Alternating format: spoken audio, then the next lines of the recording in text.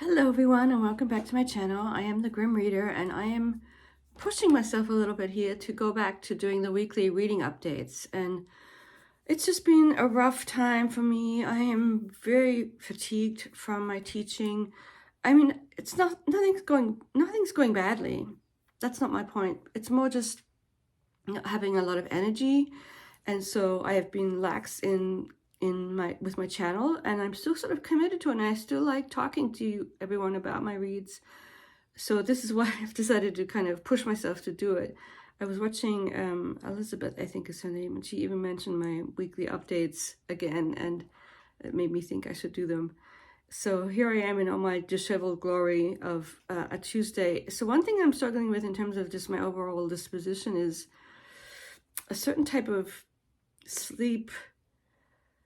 They even call it sleep drunkenness, or this thing that happens is that I'll wake up and severely not know what day it is for too long, and it's a bit dangerous because of the medications that I take first thing when I wake up. Like, I was completely confused when I woke up today. I just, for some reason, I had it in my mind that it wasn't the day it was, and it was a bit scary. So I'm trying to deal with that, and I'm ordering a little calendar that will show me what day it is, and I'll set it before I go to bed, and then so I can look at it. It's just, I don't exactly know what's going on there. Could be still connected to my medication. I don't know. I think it's just another stress reaction. I have all these minor issues that come up because I just get so tired, and I tend to sort of persevere because I think I should. But I do kind of notice them. The geographic tongue that I have, this tongue issue, which is benign and not bad, but it can get quite painful and sort of distracting. And I've had the eye twitch, which is getting a little bit better. And yeah, just these little things. And just right now, I still feel not quite there. It's 9 o'clock and on a Tuesday. It's Tuesday. I'm always scared that I'll think it's a day where I don't teach and it's a day I should teach. That I don't think would happen. I think my body will just realize. But yeah. And the teaching is a bit rough this semester just because the groups are a little less enjoyable. I mean, not that much.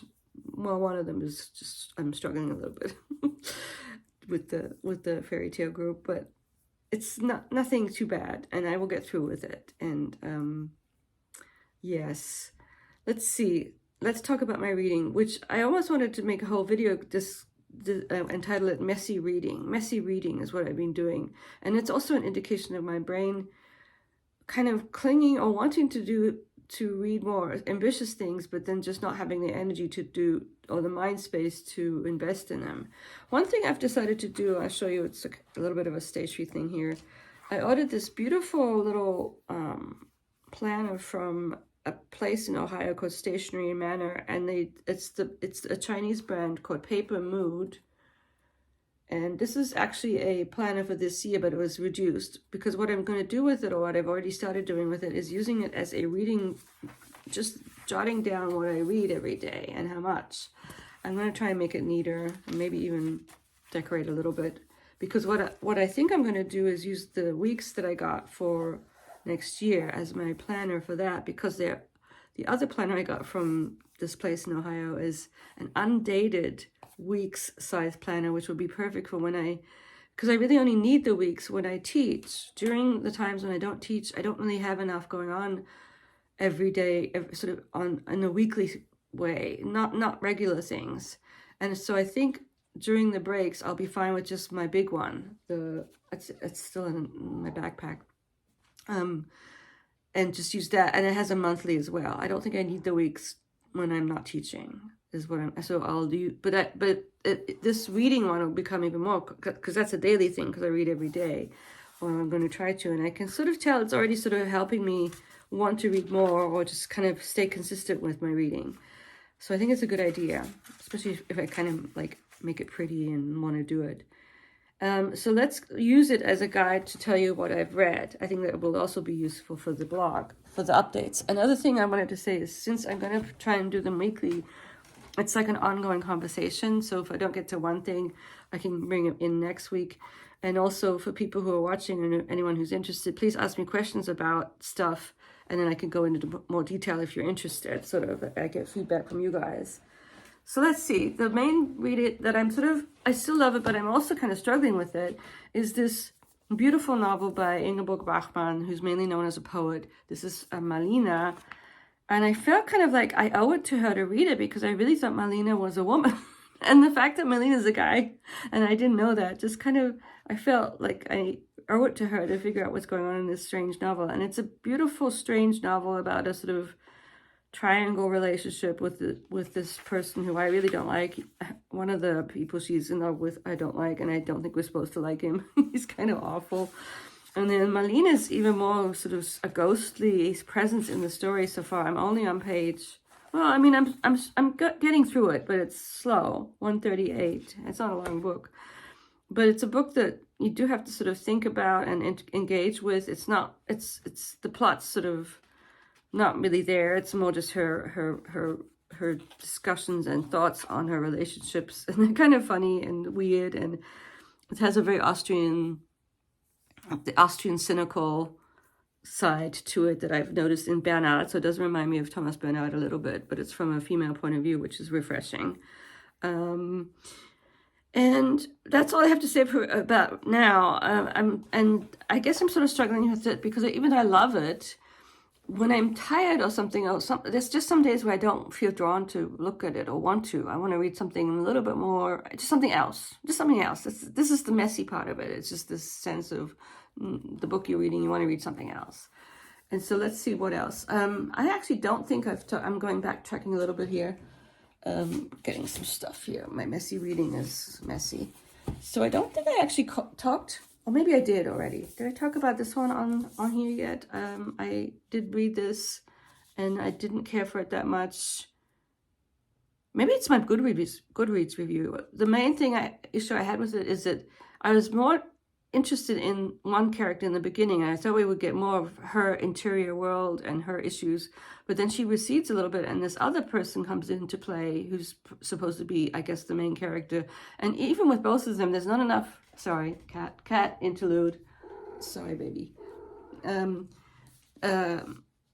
it's not interior enough. I want more. I thought the setup was really interesting, the psychological twist with the mean mother, but I just didn't think it kind of came together as well as it could have done. And I think it was better in the beginning, even the writing. I think there's something happened in the end that it just kind of fizzled. And I mean, there was still interesting aspects to it. It wasn't awful. I think I gave it 3 stars, but it could have been more. So that was my first Tein Fisher. I'm not sure. Maybe I'll go read the other ones. I think I'm going to go back and look at Elizabeth's stuff. I think she's read Nettle and Bone, and I think she liked it, so I'm going to watch that video when I have time. So yeah, but I just was drawn into the cover and the concept. I opened it, and the beginning stuff is interesting. So yeah, it was an interesting experiment in reading this kind of thing, whatever you call this. Fantasy, I guess. It's fantasy. Fairy tale fantasy. It's sort of connected to a fairy tale, I guess. And then I do have an ongoing project that's stymied a little bit for time reasons, and that's so I don't think I'll talk a lot about it, the Marilyn Robinson, Annie Deloyd thing I'm reading. I will tell you the name of the Substack I'm reading. His name is, I haven't done it in a while, so it's not in my book here. Phil Chrisman has a Substack. I think he's in Michigan. He's a creative writing teacher. So he's obsessed with these two ladies. And so because he's obsessed, he's doing this Substack series of writing about them, and I'm reading them and using it as a way into both of them again. I'm deeply resistant to reading Robinson's novel called Jack because I don't like the character Jack, but I probably should read it anyway at some point. That's another sort of ongoing thing. Let's see what else is going on. So because of the elections, which is another reason why I'm freaking out a little bit, or it's just weighing on me, and I'm sure it's weighing on a lot of us, the upcoming election next Tuesday. I just can't even imagine. Sorry. But it's just, I don't know. I hope you all know what I hope, who I hope wins. And I don't know what I'll do if that person doesn't win, besides freak out. But because I was sort of doom scrolling or whatever, just worried about it, I picked up this book that is quite famous in German history. Victor Klemperer, he was a French professor, a Jewish French professor, married to a German, which is probably one of the reasons why he survived. And he has a very extensive diaries, which go, this is actually only the first volume, it's this long book, and it's his diaries that he says, I will be a witness to the end. And it's his diaries of his daily life, which is kind of, she was struggling, and it starts in 1933. So just before Hitler gets voted in, and then he does get voted in, and then what he's going to document over these pages is the downfall into tyranny and awfulness that Germany went through in a very sort of quotidian, everyday, his problems. And his poor wife seems to be having a lot of issues, mental issues even. And it's not very literary. It's not like reading Thomas Mann's diaries, which is also one thing I'd like to do. I love his diary. I'm a Thomas Mann fan to the end. I love to get his diaries and read them again. I read in them, and they're very like, he's very whiny about his body. So I really kind of respond to that. But this is very good too. It's very sort of, it's helping me, this is what happens when democracy dies, kind of this slow, although it's not even that slow. Even in the beginning, he has friends who are leaving for Palestine, Jewish friends, or people who die. Either, most of them are just dying because they have things happen to them. But I think what's interesting about it is even in these pages in the beginning, he's very despondent, and they're like, how is he going to keep this despondency up through all the awfulness? And I think what's going to happen is the diary itself becomes, he says, I have to do this. It becomes a sort of a mission or a job for him to, and there's a sort of sense that this is what will keep him going. That's why it's so long and so detailed, is that he decides to do this. He's probably going to get pushed out of his work. He's still working as a French professor in the town of Dresden, so they're not in Berlin. But I think he's slowly seeing how he's being not allowed to do things. He's in this interesting position because his wife's German. They're going to sort of keep away from him a little bit more. So the fact that she was not Jewish. But he's still going to, go through the awfulness that was the Nazi regime. And yes, I am reading this because of what's happening in America. Because if the awful thing happens, the sort of step by step, but maybe very fast descent into a place where I probably don't want to live. I don't know, but then I was talking to my sister, and she's like, yeah, but if it happens, Europe's not going to be, it's going to be in a bad position too, for all reasons we don't need to get into. So it's sort of like, as a joke, I said, well, okay, then we'll just go back to Australia or New Zealand or wherever, far away from the mess of the rest of the world. But you can't really escape it. That's the thing. So you have to find other ways to cope, I guess, which I'm sure I will do. I think that's what my husband's doing with his garden stuff. Anyway, it's very, very Voltaire. It's very work in your own garden type thing. So yeah, that's one thing that I dipped into, messy reading. Very interesting. Victor Klemperer, and he has been translated into English. I'm not reading it fast. I just kind of, but in order, like I'm on the 19th of August, 1933. And for people who are very despondent, they have a very lively social life. People coming and going and talking to them all the time. It was kind of a close-knit community. So they do have that going for them. But they hear all the bad stuff from everyone. And also just what other people are doing. So, yeah. And then what else? The big thing I finished is Jerusalem. The 3-part, well, it's basically one novel, but it comes in 3 parts for me. This is the last part. Vernal's Inquest. I'm not quite sure how that title fits with all the stuff that goes on here. A completely overwhelming maximalist work of fiction by this brilliant mind, Alan Moore, that I will not have the energy to go into in great detail in this video, but I might come back to it.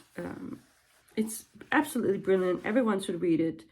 It encompasses everything, the highs and lows and the in-betweens of humanity and the universe. And also, so it has both a future aspect of going into the future, and it goes back to Oliver Cromwell, and it goes up into the beyond where people who are no longer with us, he kind of envisions that afterlife in a detailed way, and it has the everyday life of these people from all different time periods. So it's just mind-bogglingly inclusive in terms of time and place and people. I can say more, but I was really, really, really glad I finished it, and I loved it so much. Of course, I loved aspects of it more than other aspects, but in general, I loved the whole thing. There was a whole chapter where he kind of mimics James Joyce, but it's his daughter, and she's in this institution, and he writes in a kind of, I wouldn't call it, it's not as difficult as Finnegan's Wake, but it has that kind of, I can't give you an example right now, but it's sort of weird English. It's hard to sort of replicate, but Simon Vance, who I listen to, makes it easier. And even that's beautiful and wonderful, and I don't know how he did it. He has a very, very creative mind and interesting mind. He seems like a great person, just someone who is doing all good things and is very, very creative, very, somewhat transgressive. There's quite a bit of adult stuff in here, but it has to be because it's about all of humanity. There's also trigger warning stuff, but here's a clear moral compass which is on the side of good, in a kind of inclusive way. So, and I responded to that too. So beautiful work of fiction. I would highly recommend listening to Simon Vance. It's 60 hours long, so it took me a long time. I started in summer, and I didn't listen to it that often, and now I finished it, but it was a joy. And I'm glad I have the books too to dip into. A pure joy. Anyway, let's see. Oh gosh, we're coming to the end here, 15 minutes. So a couple of things that I'm sort of dipping into as well. Two German things. My favorite novel of all time, but very, very strange novel, Adalbert Stifter's The After Summer. I'm not going to call it the other name, the summer, but there's another name for summer that's not appropriate anymore.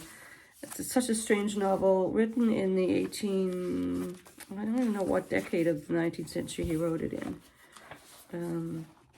It's a beautiful novel, but it's a very, very strange novel. What I love about it, and what I was responding to with it, is when I get overwhelmed with everything, it's a novel where not much happens and where nothing bad happens. Basically, it's a novel where nothing happens. And it's extremely descriptive of their life, of their furniture, of the main guy. It's sort of like a Bildungsroman, I guess. The main guy, whose name I always forget because you don't really hear it very often in the book. Something with D. Nietzsche liked this book, and I'm just looking at the end here. They talk in German. This German.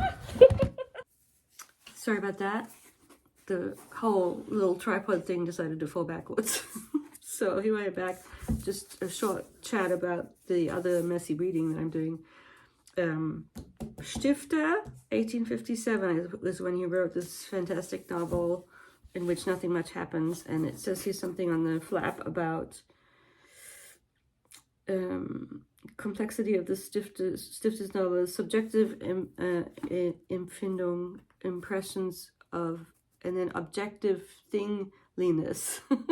So the way we interact with objects, and specifically also objects of aesthetic beauty, it's kind of like meditative is what I would say. And I'm reading something, I don't exactly show what this is. I mean, abstract of an article. A comparison to Goethe. Someone says it's very Goethean, which I guess it is. I haven't really thought about that, but I just dipped into it too. It's a soothing and a calming, kind of a self-helpy almost read for me to read Nach Sommer, which I can talk a lot more about if I ever really get into it, which I might. I might try and read the whole thing at some point, sort of push it up in terms of priorities. And then what's happening is that on Thursdays there's going to be a sort of a high theory lecture that I think I want to really go to, and it's apparently going to be about Derrida and Baudelaire. And I have not really committed to Baudelaire, but I want to. And he's interesting because he sort of writes about the ickiness of life, the sort of the abject, in this beautiful poetry that I have a nice edition because I got it for Christmas. I requested it for my sister. It's the German edition of the Flowers of Evil, and it has both the French and the German. And I've only dipped into it, but whenever I do, I'm like blown away by the beauty of the language, even in the German. I could never imagine translating poetry. This is called The Alchemy of Pain. Alchimie de la douleur. It's just wonderful. So I'm going to go and sort of be kind of, hopefully it'll just give me some ideas. I just have this idea that to be committed to reading poetry would be so life enriching too. So yeah, have you read Baudelaire? What's your history with him? And then I think this is the last thing I'll talk about. No, there's two more things, just messy reading. A book I really kind of want to read. I'm really drawn to it. I'm so glad I found this nice copy in our little library. A German sort of more sort of mid-brow writer, Hans Fallada. I love that name, Hans Fallada. Little Man, What Now? It's about this guy in Berlin, I guess. It's sort of very, very different from all this esoteric stuff that I'm reading. It's much more down to earth. But I think he writes well, and I think it will be sort of, it will pull me along. It's just like a narrative. It's something that I could handle right now, and just in terms of level of intensity, because it's more realistic, I guess, but still good, if you know what I mean. Humor and Charakterisierungsart, very good at characterizing. Yes, he's talking about, it's about class stuff too. Kleiner, I don't know what happens really. I think it's been turned into movies. I do love this edition though. It's so cute and old-timey. That's definitely going to be a next read. Maybe over the break I'll start it. And then last but definitely not least, but I don't know when I'll get to it, is this strange novel by Austrian but with a Bulgarian background, Elise Canetti, who got the Nobel Prize. And I think this is his only novel. Autodafé, it's translated as. In German it's Die Blendung. And it's supposedly a strange novel about a strange man who gets involved with a strange woman. And he's very bookish and like attached to his books. He's a professor of Chinese, and she's very unbookish. So it's this kind of like, it could also be a little bit misogynist. The sort of the juxtaposition of a very intellectual person and a non-mind person, and it ends in this kind of, I don't even know. I know that how it sort of ends, but I don't know how. I haven't read it yet. His kind of going up in flames, I guess, with his library is what I gather. So, but it doesn't matter that you know the ending. It's sort of like how you get there that's important. And I do like this cover too. This is another book I found there. I'm like, oh, I want to read this. Why I'm drawn to these kinds of downer books, I don't really know. It's Austrian. This is an Austrian thing. They're just a fascinating country. So much Austrian. There's Stifter, Cadetti, Ingeborg Bachmann. They're all Austrians. So interesting. Is that the last thing? I think it is. Yes, I have talked about everything now. And I'll be back next Tuesday. And I'm still debating Vlogmas. Part of me thinks I should just stick to the weekly thing and not do Vlogmas. That might be enough. And it would get me off the hook for doing Vlogmas, which I don't mind doing, but I'm not sure how interesting it is for you to see my everyday life. I could perhaps just do a vlog now and then of the kitties and stuff. I would like to sort of show you the yard because it's looking quite messy, beautiful right now. And he's got so much going on. It's crazy. But I will be back. Next Tuesday will be interesting. That's the day of the election. Anyway, I'll see you soon, and thank you all for watching. Bye.